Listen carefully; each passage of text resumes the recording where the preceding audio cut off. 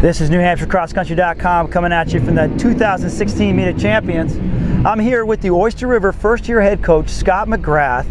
Little do you might know that he was the 2003 Class I state champion. Scott, first question, how has it been coming back to your home state, obviously, and coaching when you were so successful as a runner? I mean, I love it. This is, the role that I've wanted to fill since I was 17 years old.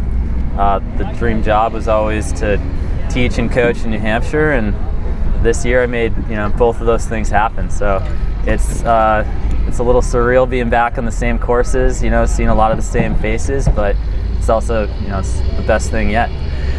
Now, Scott, you must be living a charmed life, because stepping into a job like Oyster River, that's been such a phenomenal tradition of cross country and track and field, and then also stepping into a situation where you have one of the best runners ever to run in New Hampshire, and Patrick O'Brien.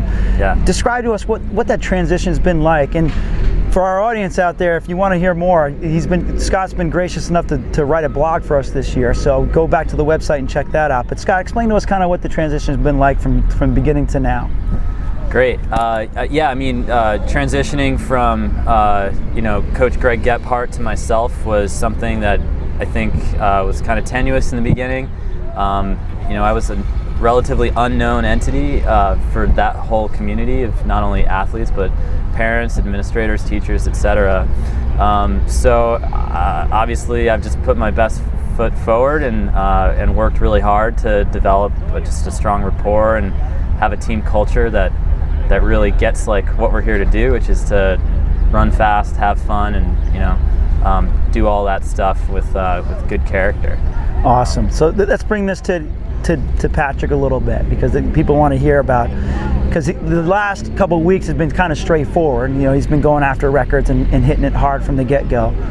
How is that strategy going to change going into New England, especially going against guys like David Prinsep and others from LaSalle and across New England, and on a rolling course that opponent Gantz it is? Yeah, that's a great question. I mean, the general approach is that we want him to go and have a good race at New England, and for him that could mean a finish, probably somewhere in the top 5.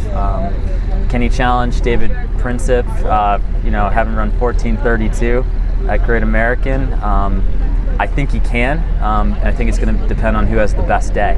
But the ultimate goal for Patrick is to have a good race at New England, continue good training, and have his best race, hopefully at the Bronx on November 26th. That's Van Cortlandt, Foot Locker Northeast.